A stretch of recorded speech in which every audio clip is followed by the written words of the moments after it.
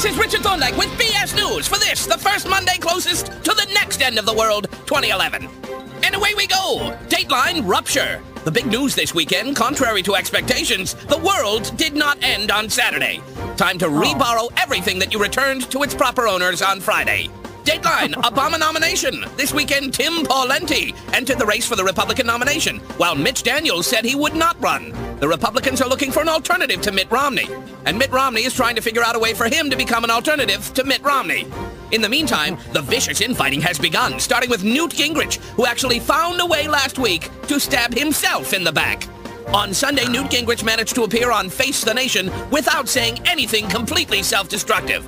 Oddly, the world did not end at that point either. Dateline gut check. Sarah Palin seemed to tease a run for president by saying that she feels, quote, fire in her belly. Palin's aides immediately checked to make sure she hadn't mistaken the table candle at TGI Fridays for a pina colada. Again. Finally, Dateline, a whole other country. Texas is slashing $34 million from the budget of the agency that is currently fighting record wildfires in the state. Governor Rick Perry was asked if extreme budget cuts were harming Texas, but his phone had been disconnected. Good luck with the hair, Gov. That's all there is. Richard Thorndyke, BS News. Have a great week. Well, thank you, Richard.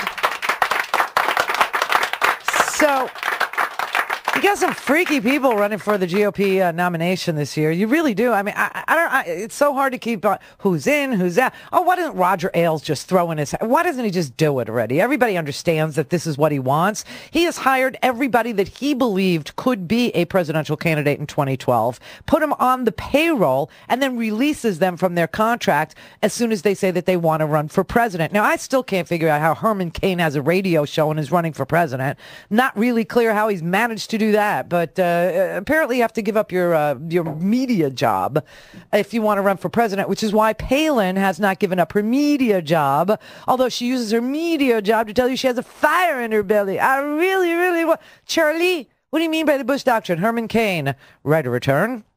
Right of return? Never heard of right of return. Right of return?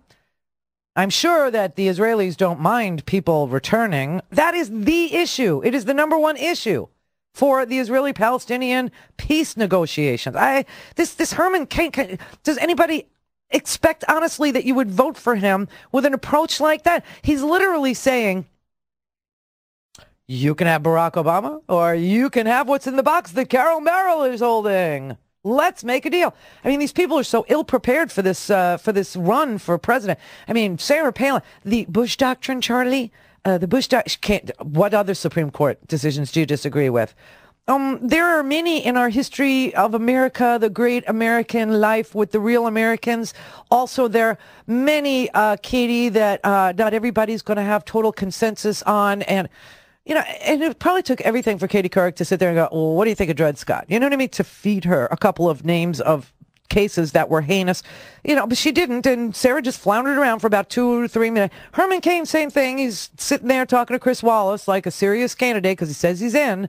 You know, you got Mitch Daniels out. Mitch Daniels is out, everybody. Sorry, I know that's really upsetting to the GOP. He said his family would have faced intense scrutiny. So do what Newt Gingrich does. Dump your family. How hard is that?